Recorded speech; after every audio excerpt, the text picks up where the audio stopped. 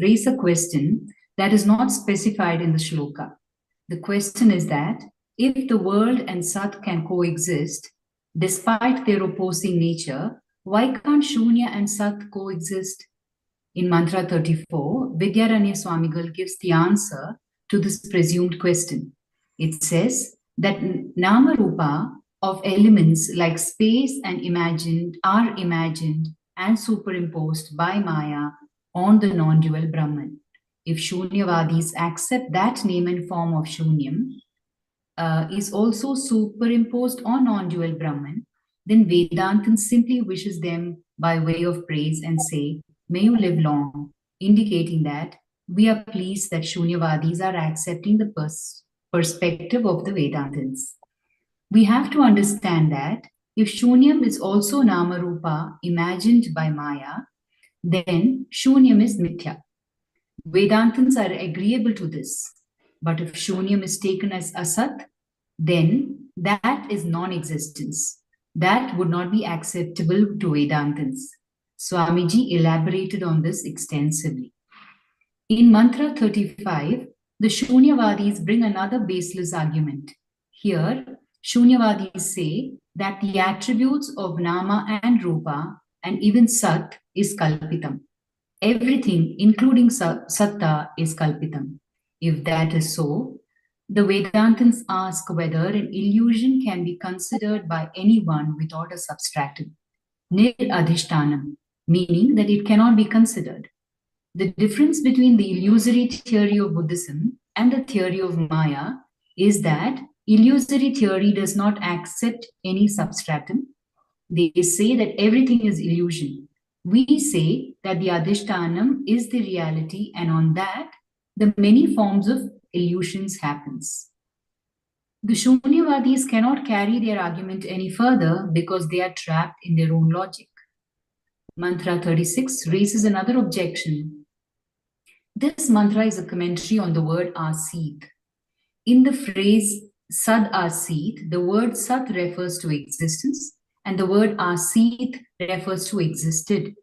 The Purva Pakshi asks if both the words are the same or different. If different, then there is duality. If same, then there is punarokti dosha, meaning the fault of repetition.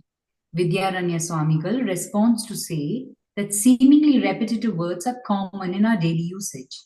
So, objection to this is not required. To teach non-dual theory, we have to accept duality for the sake of teaching. Therefore, this is not what is called as real, that is always there. This is just a statement for us to understand the concept. This is further elaborated in Mantra 37 with few examples. Usages like action is done, speech is spoken, etc. The usage of language has its limitations, and therefore, we must understand what it implies. The Upanishad says that those who understand this particular style of language, keeping them in mind, the Upanishad says, Sad Asit. It is used in Dvaita Prapancha and not beyond creation, not in Sat. Such expressions are common in the world. Swamiji concluded with this. Hariom, Swamiji. Over to Swamiji.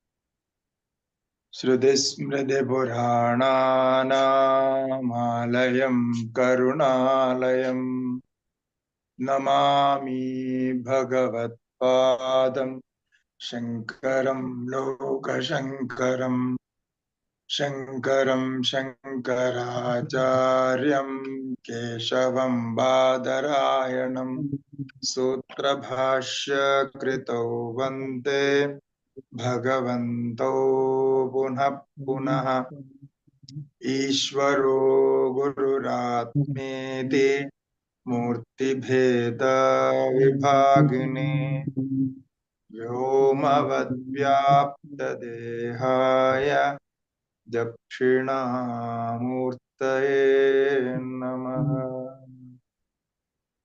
Om Namah Shri Shankarananda Guru Padambujanmane Savilasa Graha Grasaika Karmane. Shri Gurubhyo Namaha Harihi Om.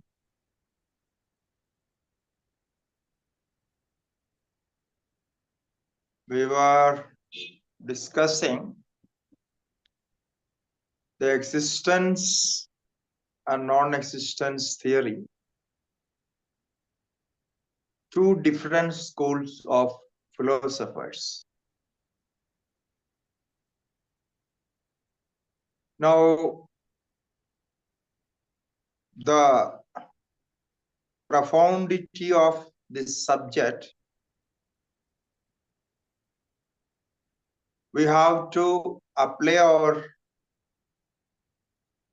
mind like in deep meditation. When we talk about existence, pure existence, that beyond intellect, beyond our perception, or even we can say beyond our knowledge, beyond our cognition. So that profundity become our meditation and we enjoy it in that way. So here the pure being, existence, is without conditions, without thought. Therefore, obviously, we will find difficulty to conceive the idea. The reason is the whole conversation is like beyond our thought process. That is why manoatitam na tatra manaha gacchati. So mind cannot reach there. So, but I am happy you are all enjoying it. It means, how can I say that you are enjoying and you are attending the classes, and I guess that you are discussing on that, at least yourself, you will be thinking about it. So this is the style of Vedanta. It goes so deep that you automatically, your mind will be forced to think over it and get some interest into it. And once you get this, you are done. It means you are into Vedanta. So you will enjoy it. Now, we were discussing the subject of Chandogya Upanishad. Sad Asit. This was the subject. Sad Asit. Before creation, prior to creation, existence alone was there. This is the subject. In that we have discussed the existence and non-existence theory. Okay. Now, the question is, when you say existence alone was, so the verb was showing the time. There is some time, no? If there is no time, then why you phrase as was? You just say existence. That's all. Existence alone, if you want to say, that's all. You can't say existence was, existence will be, or existence is, because existence and is means the same, right? So this question can come. Why you speak about something which has no time? How you can say there was something? So this question comes. So we were discussing on that only. And this asid, the word in Sanskrit, asid means was. Sad asid. So sad and asid both mean the same. Then what is the benefit of that? Why you use this sat and asit? Sat means existence, and was also means existed. So existence existed. Why we want to say that? So the answer was in 37th shloka.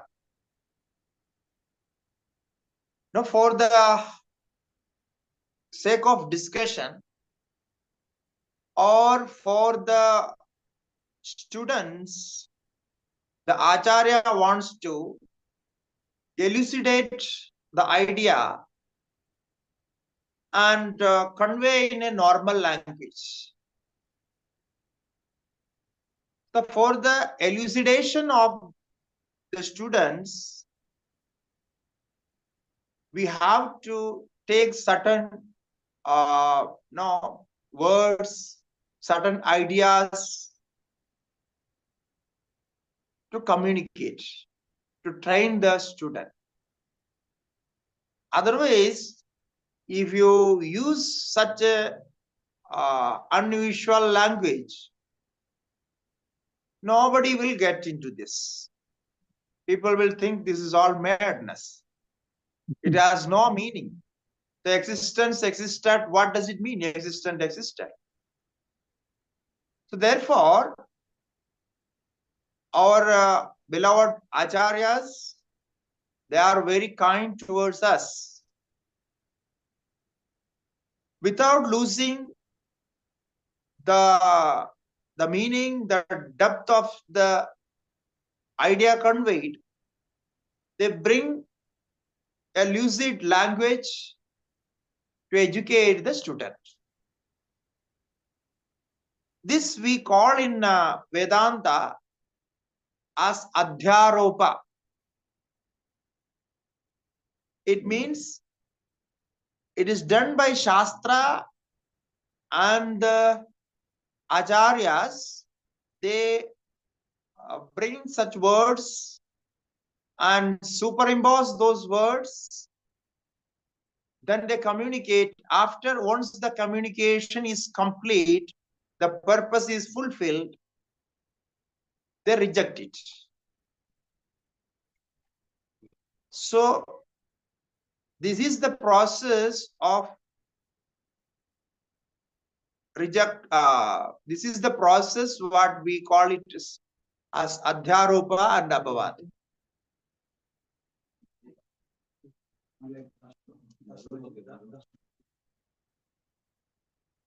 Okay, so this we learn here, and this is very useful, especially in Vedanta, to make the whole teaching very student friendly, so that people can understand this. So now Sadasit, if one knows simple Sanskrit, he can understand, oh, this is Sadasit. It means there is a verb, there is a subject, and everything is there. Subject and predicate connection, everything is there. So he can understand it easily. So in the 38th sloka, now Acharya is answering this question. Kala bhave puretyukti kala vasanaya yutam shishyam pratyevate natra dvidiyam nahi shankyate. He is saying kala bhave pura ityuktihi. Where there is no time, kala bhave. So where there is no time, how can you say prior to creation, pura? Pura means before creation. How can you say that? Because the word before, the indeclinable, shows that there is time. Before means without indicating time, you can't use this word before. This is an indeclinable used for showing time, indicating time. So you are making a point of time where you are, then you say before this and after this. Anyway, the word itself is an indicator of time. So where there is no time, if you want to teach that reality, that consciousness, pure existence, where there is no time. So you mind this word as pure existence. When we say pure, in between I am using this pure. So you should not wonder why I am using this. The reason is there is no other way. No, you know it. When I say pure existence, it means there is no time, there is no space, there is no speech, there is no action, nothing. Nothing can be applied there. So in that aspect, when we speak, we have to use this word pure. Pure means essentially without any addition, only that is there. Only that reality in its own form. So therefore we use this word pure. Okay. So in that pure consciousness, a pure existence, there is no time. Therefore, one cannot say before creation. Before creation cannot be spoken. So that is the objection. Kala bhave pura ityuktihi kala vasanaya yudam. Then why Upanishad, why our scriptures speak about it? Why Vedanta speak about it? Why you want to bring time there? Because time is again an idea. It is a thought process. When I say time, your mind is working on time. So let it be timeless. Then he says, you see, kala vasanaya yudam. We are all in time because our tendency of practice of time is there. So therefore, kala vasana, it means we can't think beyond without time. we are unable to understand timelessness, because when we think about timelessness, that itself is in time. Now we are thinking about timelessness. We start class by 8 o'clock. Okay. So that itself is in time. So we will stop class by 9 o'clock. So that is in time.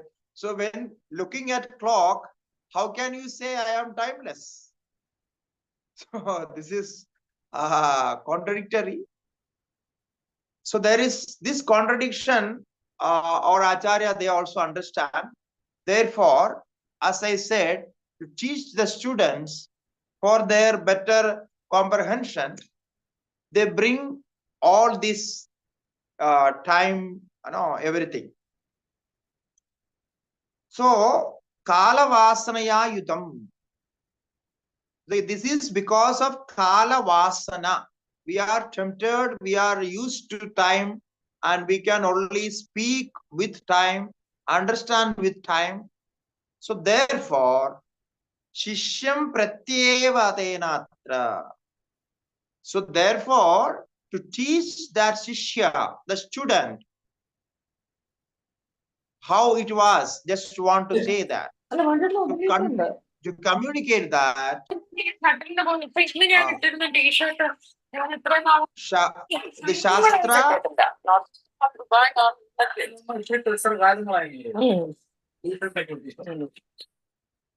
അപ്പൊ ഇന്നിപ്പോ ഞാൻ രാവിലെ ചുമ്മാ ഒരു തമാശക്ക് ഞാൻ Okay. Shishyam pratyeva tenatra didiyam nahi shankyate. So there, because when we talk about time, we should not suspect the duality there. So there is no duality, second existence as time. So during creation, there is no time. How we should understand this? When we talk about time after creation, so we are now in creation.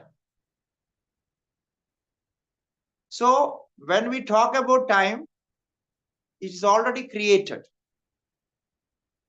So during that creation, means before creation, there is no time. Since the time is also an evolute, a created thing that proceeded later on as an effect. So there is a Srishti of Kalam, creation of time. It is said in all our Upanishads. So since the time is also an evolute, we can use time when the creation is over, or presently we can use it. But before creation, there is no time. Therefore, when Shastra says Sadasid Agre Pura, it means when there was no time, that is the meaning. When there was no time, time was not created. So that is the that's the period to the time. So where you can imagine time, you imagine beyond that. So that is how we can imagine timelessness. So this is what is said.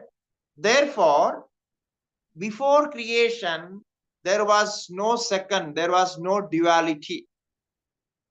So one should not suspect duality in duality before creation with time. So time cannot be the second to Brahma, or Brahma cannot be second to time. That's the idea conveyed here. Now, people may ask, if you are such a Vedanti, You are only saying of, you are only talking about non-duality. So then you talk about non-duality. Why you are bringing all duality here? There, without time, without space, you can talk. What is there? So why you bring duality? If without duality, without time and space and all those, if you cannot convey your ideas, you cannot talk about your philosophy, then it means the duality is also a reality. Brahman may be real, but the time and other things also real, because without them you are unable to convey the idea. You are unable to describe the situation, talk about the situation. So that is the next sloka says, you see, this is bound to happen. Chodyam va pariharo va kriyadam dvaida bhashaya. Advaida bhashaya chodyam nasti napi taduttaram. So this we call it as a language duality.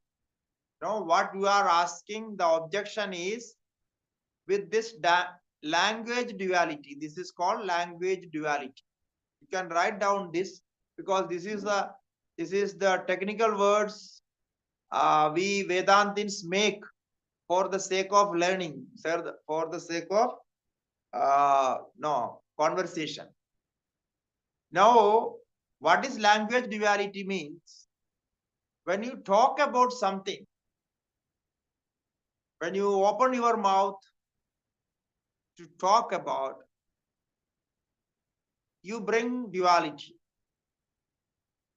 If you want to say something, there must be a subject, an object, and of course the verb will be there. So you cannot avoid duality. If you want to avoid duality, better you don't talk. Keep mum and silence. Okay, then duality will not come. If you are asking a question and the Acharya is answering, it means we are in duality only. The questioner and the who is answering, both are experiencing duality. So this is what we called as language duality. Language duality means we can't avoid the duality in language when we speak about Vedanta. Okay, therefore, by this duality, by language duality, you cannot say that Brahman is dual, or you cannot suspect that Brahman become dual.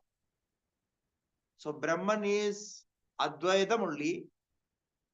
For the sake of using language, we accept duality. We just speak out what we want to speak.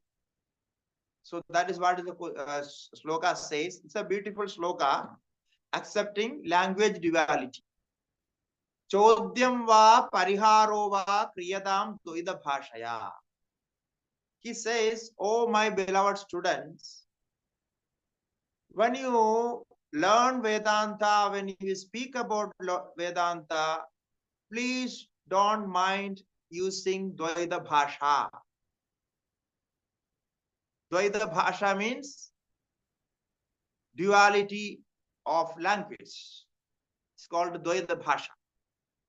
So you don't mind it. You just talk freely, because this using language doesn't make duality in reality.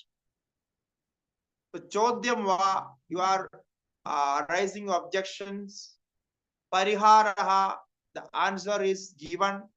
So Chodyam va, Pariharo va, question and answer, everything may be done. Dvaita Bhashaya. It's only by Dvaita Bhasha you can say this. Now, Advaita Bhashaya Chodyam Nasti. Napi Taduttaram. From the standpoint of non-duality, neither question arises nor answer given.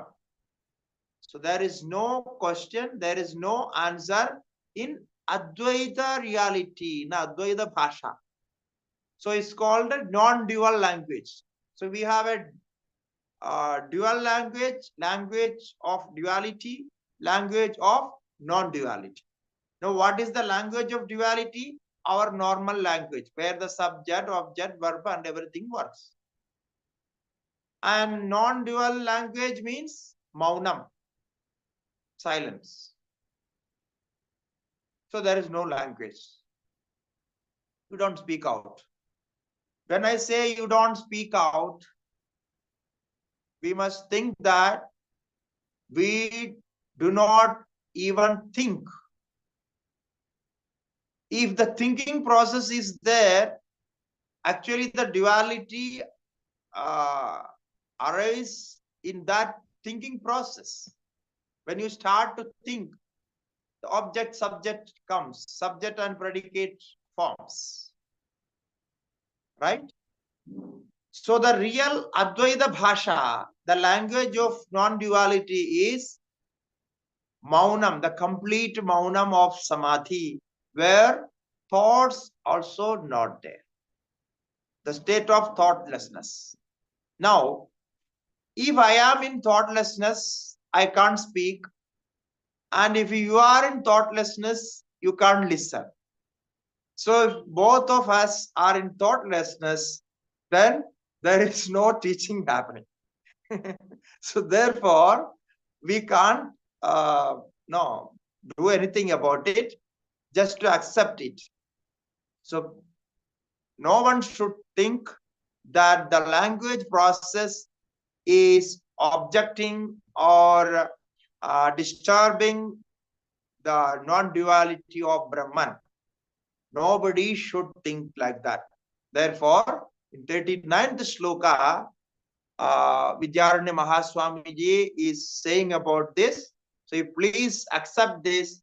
Whenever you talk about Vedanta, you use the Dvaita Bhasha.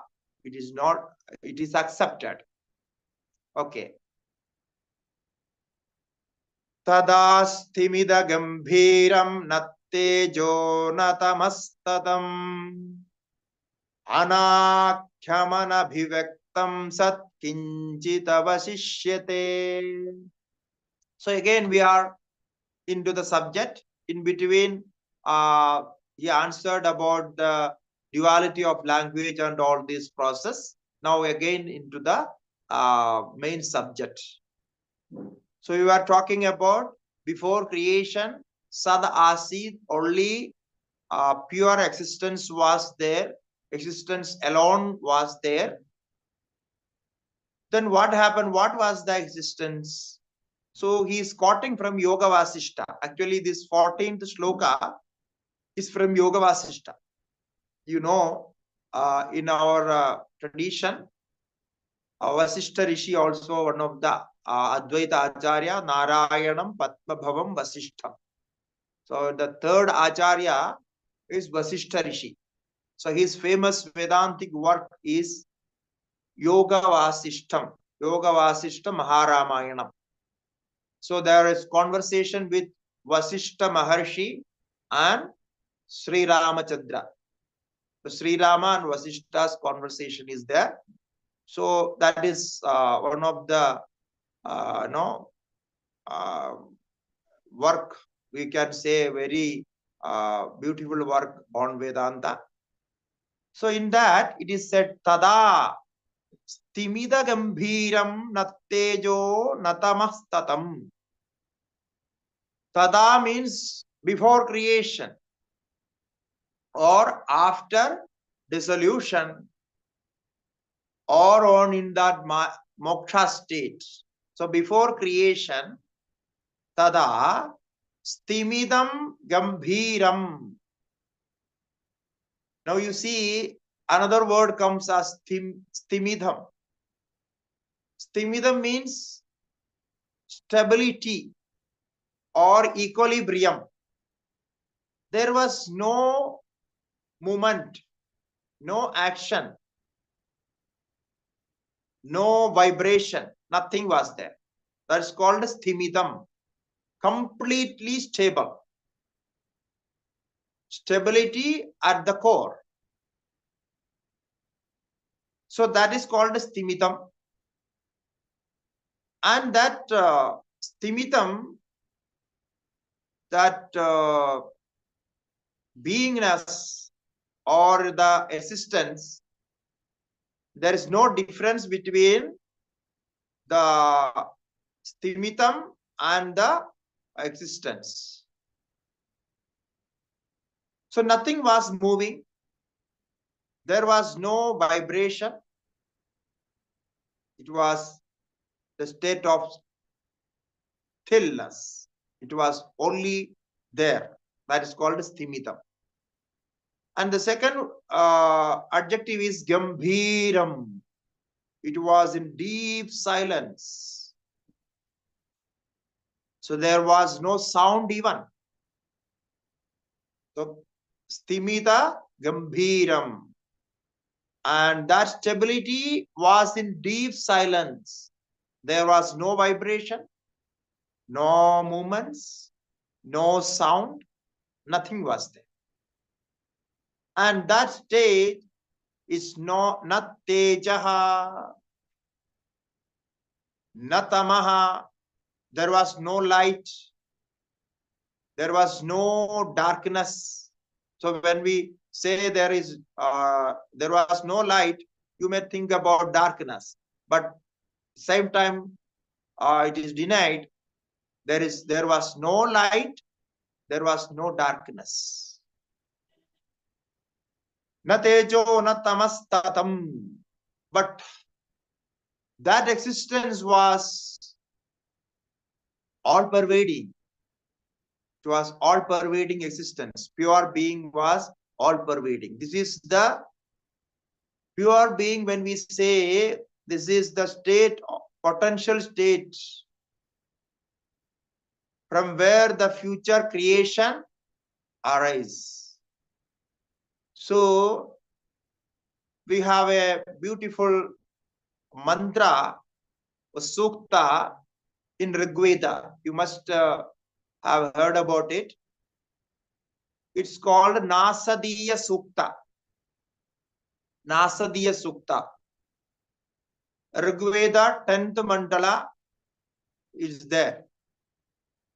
In Nasadiya Sukta, it says, Na sadasit no sadasit tadanim nasid rajo no vyoma puroyat. It's a wonderful, no, which how they imagined, how they experienced the state of creation, how they could understand the state of creation before how it was and now how it is. So that is the state where there is no tejaha, na tamaha, na tatam. So na sadasit, no asadasit, nothing was there. There was no name, there was no form, no sound, no vibration. Nothing was there as graspable. Anakhyanam, anabhivaktam. Anakhyanam. Akhya means name. Nothing was named there. There was no name. Anabhivaktam, unmanifested. So when something is manifest, already manifested, if we see some object there, then you name it. Only with the manifestation we can name it and think about it, make thought process of it. So when there is anabhivaktam, everything was unmanifested. This is the state of being, just pure existence. The potential state, we can call it as a potential state, unmanifested state. So that potential state itself is existence. So potential state means there was no movement, there was nothing. So when we think about a creation and we will think about before creation, we compare with creation. Because if we understand what is thoughtlessness, no, that, or when we understand what is mind, so we understand mind by mind only. So when we understand something, the thought must be formed. So therefore, in this state, there is no grasping, there is no understanding, there is no thought process. Therefore, anakhyanam anabhivaktam sad kinchit avashishyate. So that sat, that existence, that pure being is kinchit avashishyate, because it cannot be named. Therefore, it is said something is there. Something remains there. Kinchita avashishyate. Something remains there. Some object, or we can say subject or whatever, it remains there. So anakhyanam anabhivaktam sad kinchit avashishyate. That stage is that is the stage where the creation starts. It's a stage where there is no creation. So then this the next question comes. Nanu bhumyadikam ma bhut paramanvandanashatah katham te viyato sattvam buddhimarohayati chet. Now, one interesting question is asked. He asked, the opponent asked, how can you say there was only existence? Okay, we can say there was no earth, bhumi, there was no water, there was no fire, there was no air. So we can deny all this if you want to deny. But he says, how can you deny space?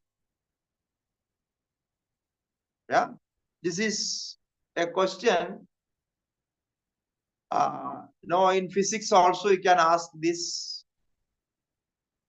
When we think rationally, this question will come.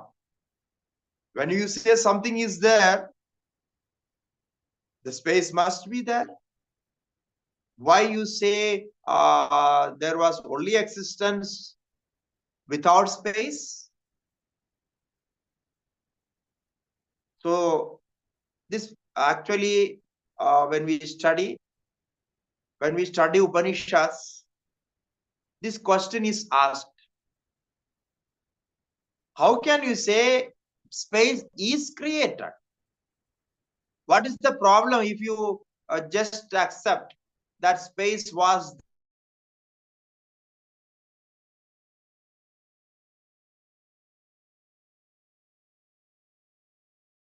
you are going to create?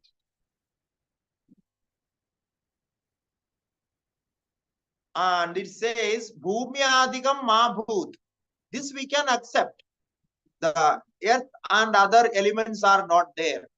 Why? The reason is Paramanu Antanashataha, because they are being destroyed up to the subatomical level. Therefore, they are not there. So, Bhumyadikam Mahabhoot. So, before creation, we can say there was no earth, no fire, and all other elements. That is accepted. But how can you say there is no space? Because space has no subatomic form or subatomic level. Only other four can be like that. So this is from Nyaya school of this question comes from Nyaya school. The logicians, they ask this. So katham te viyadu asatvam. How you accept in your Vedanta that there was no viyat? No viyat means no space. Buddhim arohadidi chet. How can we even think about that? Without space, how can you think? How can our intellect grasp? There was no akasha. There was no space. Why? Because the definition of akasha is avakasha. That which provides space for things to exist is called space. Now you may remember this definition of akasha we need for other 3 slokas. So what is the definition of space? Space means that which provides space for things to exist. This is important. The space for things to exist is called space. Right? So this is called akasha. Akasha means avakasha. In Sanskrit, we call it just like that. Akasha, avakasha. Avakasha means what? The space for things to exist. So I give space to others. It's called avakasha. So people ask, no, you give me space. You know, like that they say and ask. You give some space.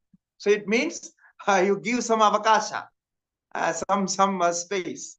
So it's very interesting, no? The definition is interesting. So akasha and avakasha. Akasha means space. So what is the space? If you want to define space, if somebody asks what is space, you cannot define it. So we have to find some different definition. It means akasha means that which gives space for things to exist. So you are sitting in akasha, I am sitting in akasha, and our mobile phones are sitting in akasha, and everything is akasha, and the sound is also coming from akasha. So everything is spaced there. So you have a space there, right? It is very interesting. If you just meditate on this, how space is defined, you will get samadhi. You try today. Just meditate on this space. I have done it. It is very interesting. You will just go to samadhi and you will understand before creation. How was before creation? You will just go beyond creation if you understand this definition of space. Okay. Now the next sloka says, the objection is asked, how can you deny akasha before creation?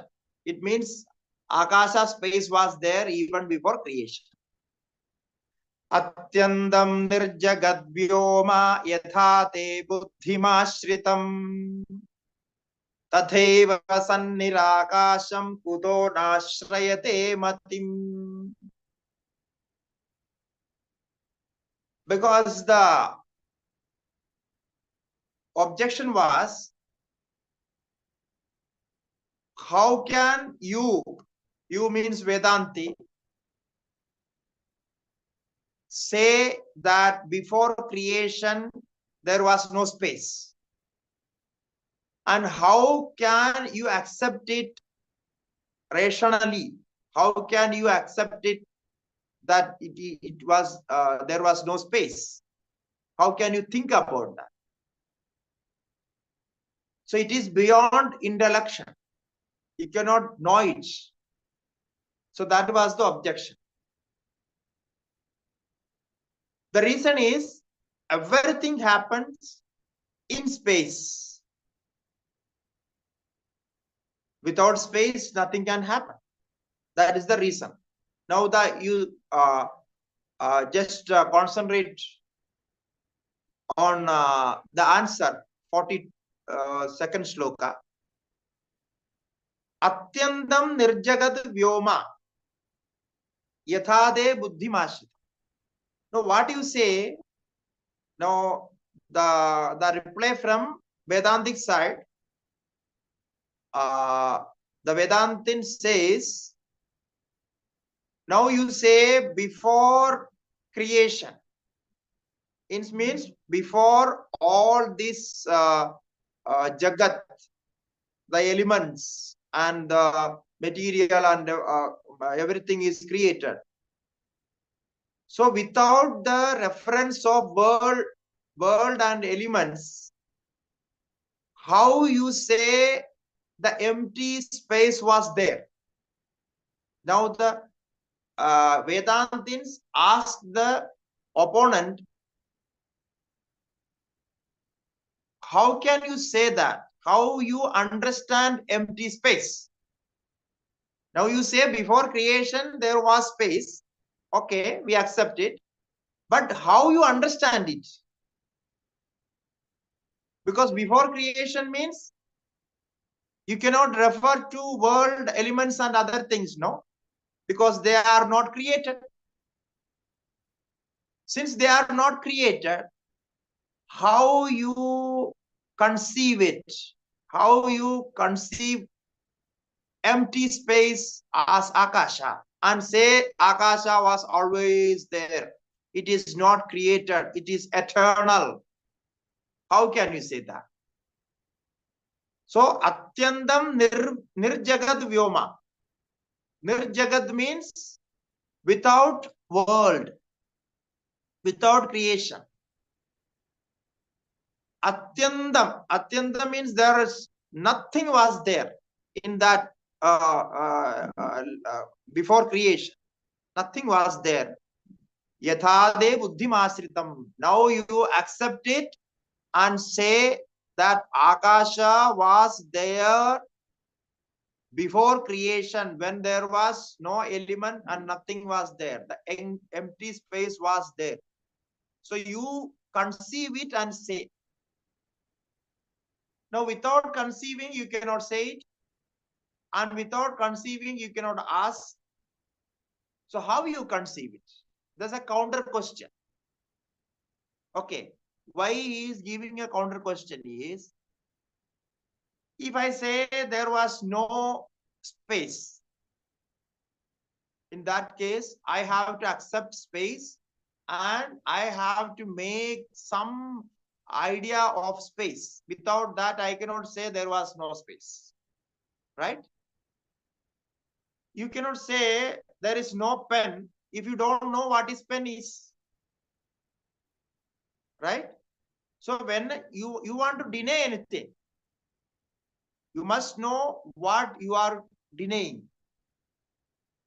Without conceiving that object or making a thought about that object, you cannot say, you cannot deny it. Okay, so that is one point.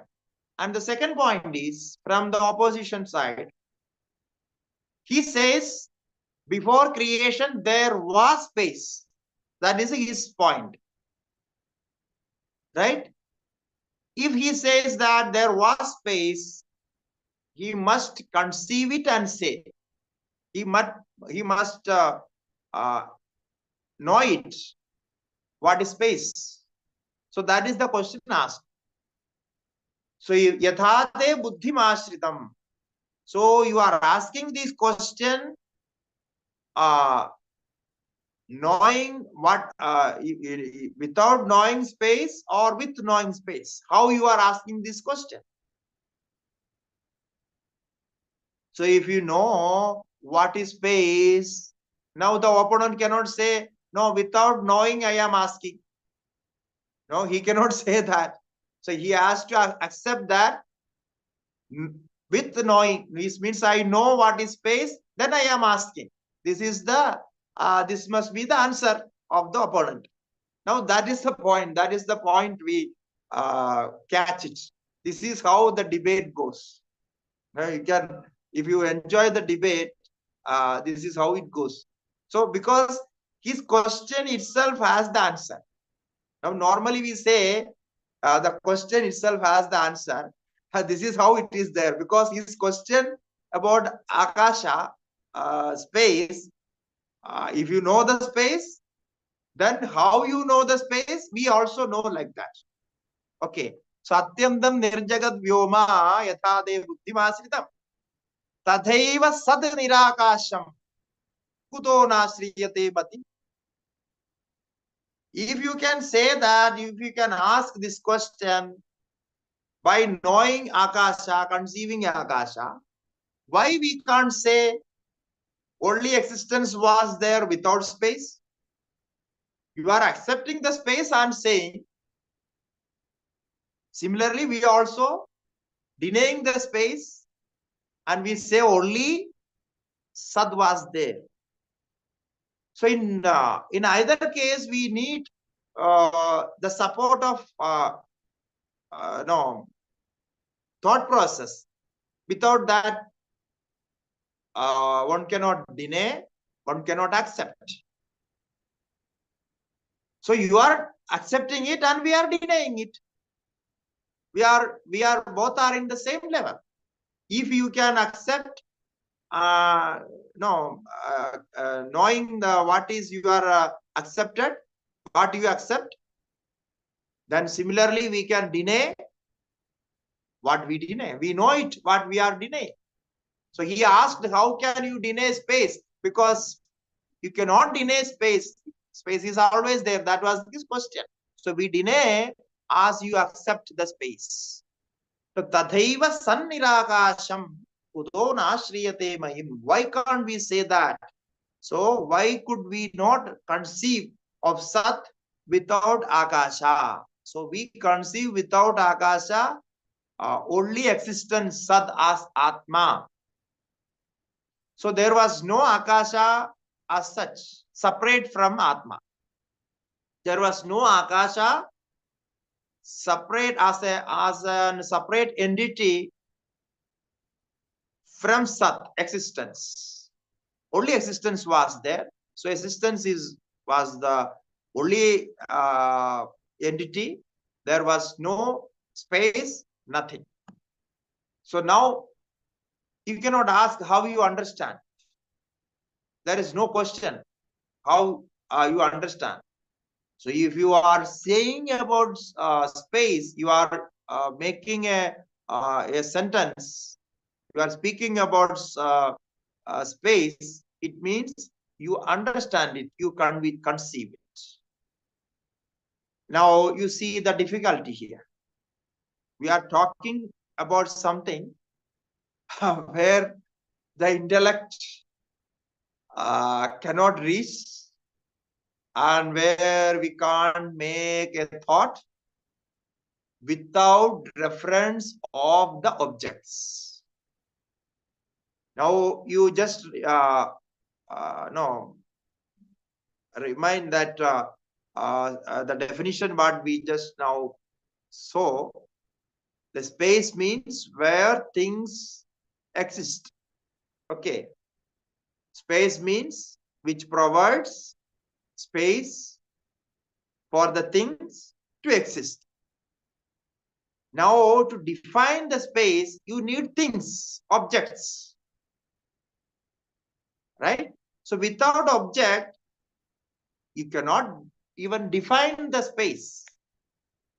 So the definition needs objects, means without objects you cannot talk about it. So that is the difficulty here. Actually, we were talking about space for a long time. We studied about it. Everything is there.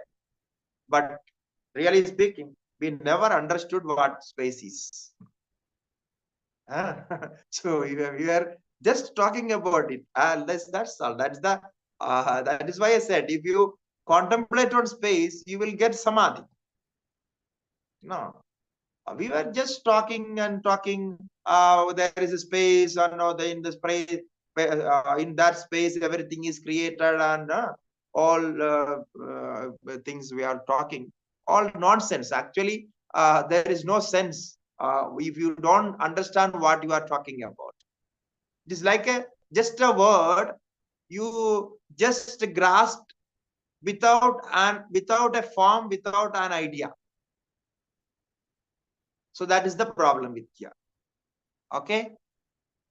So next sloka says, Nirjagat vyoma drishtam chet prakasatamasi vina kwadrishtam kvachate pakshe na pratyaksham viyat khalu. It is even more interesting. Is asking the opponent, now you are talking about space before creation. Okay. So Nirjagat Vyoma. Now you see how in Sanskrit we can make such compounds for easy understanding. Nirjagat Vyoma. It means the space without referring, without connecting Jagat, the world, the creation. The Nirjagat Vyoma, where the Jagat is gone, without Jagat. So empty space, just for the sake of our easy conversation, we call it as empty space, without world and elements and anything else. No substance is there. Okay. The space itself is substance. There is no other substance. That is called Nirjagat Vyoma. Then he says, Nirjagat Vyoma Drishtam Chet. Now you have seen Nirjagat Vyoma. That is why you are asking, no? You know that Nirjagat Vyoma is there without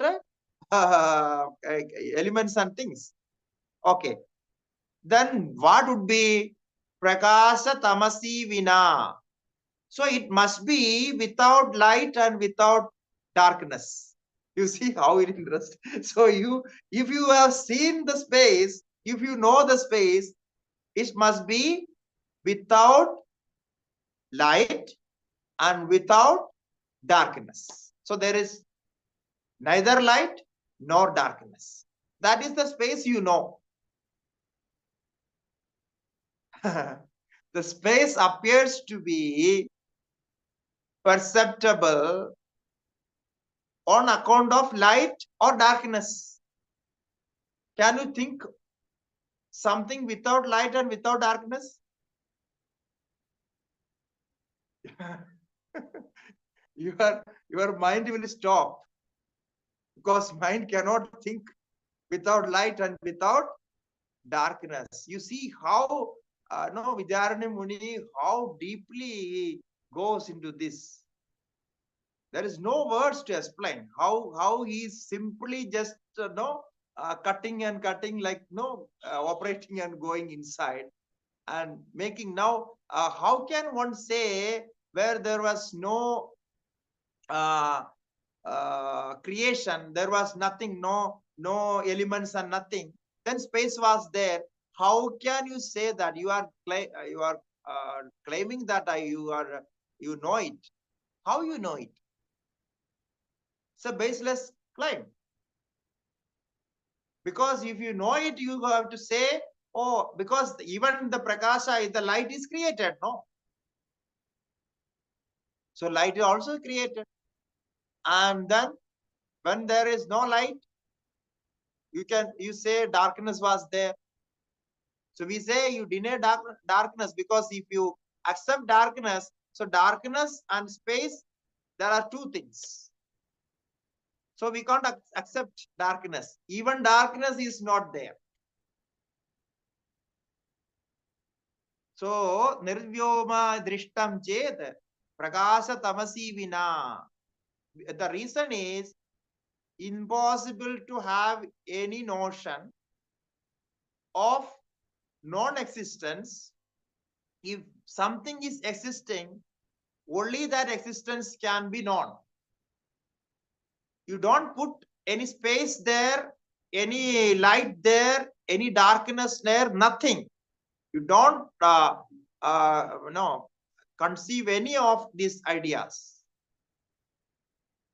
You just deny all those notions of light, darkness, space, time, so on. Then see what it is there. Then only you can receive and experience the pure existence of Atma and yourself. So now you are before creation. You are accepting the body as yourself, but your mind is there without body. So this is the difficulty. Quadrishtam kinchate pakshe na pratyaksham viyat khalu. So this Nayayikas, the logician of Indian logic, they say before creation, Akasha was there. It means space was there. That is their philosophy. So Quadrishtam kinchate pakshe. So how you saw that space? You say how you know it. Na pratyaksham viyat khalu. This Akasha cannot be perceived, directly perceivable. It is not directly perceptible. It is beyond that perception. It cannot be perceived directly. Now, how you know? So, you can say by inference, you say. Where we use inference? We use inference where the direct perception is not possible. Right? What is the meaning of inference? Anumanam. Inference means you are unable to see it, know it directly. It's not perceivable. In that case, you use inference. But in the case of space, it's not like that. In the case of space, even now you are experiencing space. Because without space, you cannot sit, you cannot do anything. Nothing can happen. So how can you say space is a subject of inference? That is also gone. It cannot be said like that. It is directly experienced. Now you ask how we experience space. We experience space by accepting our own existence. Now you see our main point of discussion is the connection between existence and space. So when you accept something, the acceptance itself makes space for existence.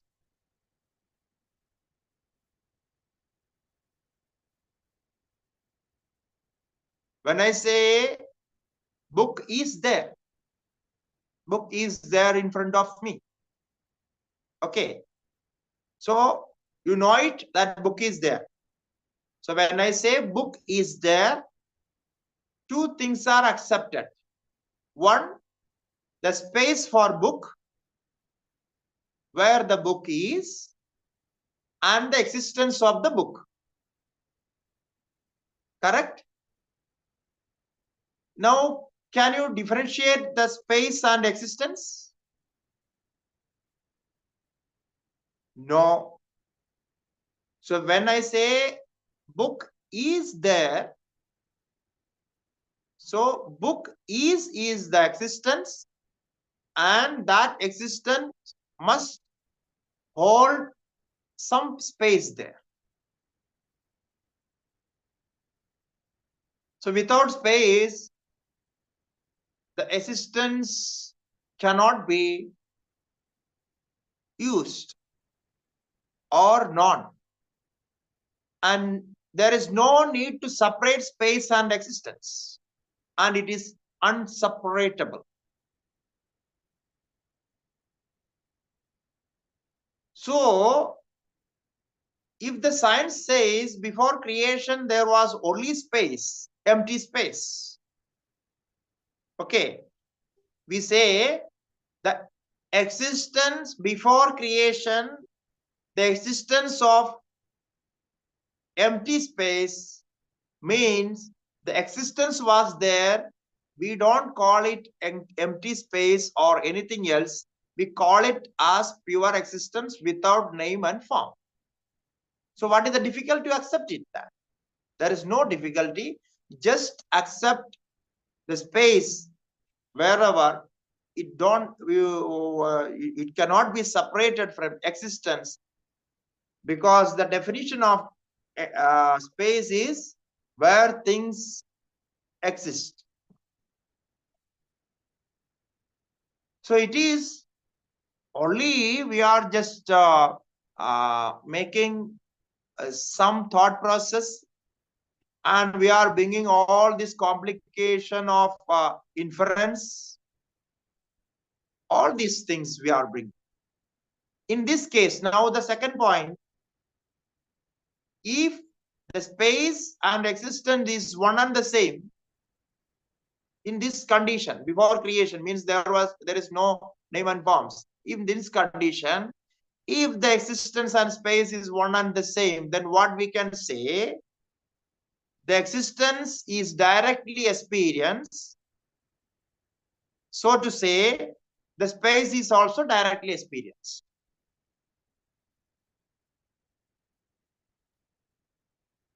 This beautiful concept is accepted in Chandogya Upanishad, because I caught the Chandogya Upanishad there.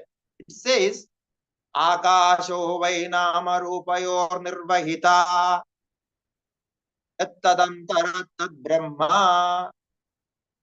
So there in Chandogya Upanishad, like here we say Sat as existence. There the word used for Sat is Akasha. Now you see how Upanishad Rishis, they found this truth, this reality, as space and Akasha should be unseparable in before creation. Why we take all the trouble to say that there is space before creation? There is no meaning of that. It is meaningless. And why we say only by inference we can accept it? Just you directly, when you experience, because Akasha was there, and Akasha is, even now Akasha is there, here, everywhere Akasha is all pervading and infinite, eternal. So how come that is the subject of inference? It should be directly perceptible. In this way, if you accept the existence as existence unseparated from Akasha, it means both are there as the same. As I gave the example of book. When I say book. Book is, or book is there. It means the existence of book and the space hold the book, which the space which holds the book. So both are there. So this way, if we say the Atma is experienced as existence,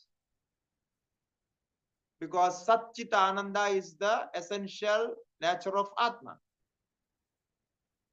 right? Then the Sat is experienced because we all experience our existence and we cannot deny our existence. Last class we discussed this point. I am not taking up that point again. So one cannot deny one's own existence. So impossible to have any notion of non-existence. So there is no thought is required for denying it, or you cannot make a thought denying your own existence. It is so complicated if you deny your existence. So therefore, existence is accepted. Your being is accepted. Because the reason is you cannot deny it. So you must accept it. You ought to accept it. So when we accept it, the space is also accepted. It is directly known. It is not indirectly or by inference. So that is how Kwadrishtam kinchate pakshe na pratyaksham viyat khalu. So pratyaksham, it means perceptible, perceivable. So it cannot be denied like that. So the discussion was on this point. Before creation, what was there? We started from there. And when we say about time, time cannot be a second entity to Brahman. And you cannot say the time was there, therefore therefore Brahman become dual. So that was the first point. And then the second point was about the space and Brahman. Brahman as existence. Now we are not discussing about the consciousness, that we will discuss later. The next chapters we will discuss that point. Here only the existence. Sad eva, sadatma, sadasi. Okay. So now what is the difference or non-difference between space and existence? This was the second point we discussed. So the conclusion should be the space. Where there is space, there is existence, and where there is existence, the space is also there. So therefore, before creation, we don't accept the space was there. Only existence was there. Okay. We can even deny space, but we can't deny existence. So the existence is undeniable in all conditions.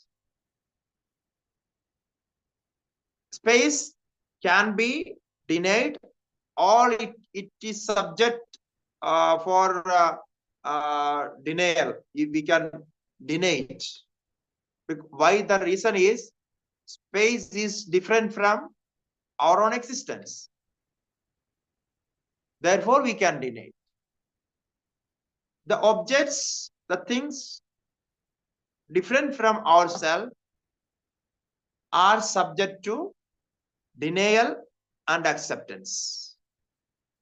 Atma which is our own self, is not subject to denial and not subject to accept. So we don't accept our Atma, we don't deny our Atma. So denial and acceptance is not in connection with Atma. Therefore, ultimately we conclude only Atma exists as existence. Hari Om. So I think today we crossed the time.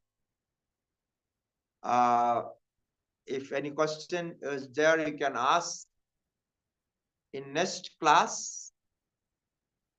You can think about this, again read. If you have a book translation of these slokas. Today we have completed 1, 2, 3, 4, 5, 6 slokas. So just read those slokas and once again listen to this class. You will get all these points. More clarification. You will get more clarification on these points. So then meditate on that, contemplate on that. Okay. So by this we conclude today. So we don't go for question and answers. Okay. Thank you. Hari Om. Om Purnamadah Purnamidam Purnat Purnamudashyate Purnasya Purnamadaya Purnameva Vasishyate. Om Shanti Shanti Shanti. Shri Gurubhyo Namaha. Harihi Om. Narayana.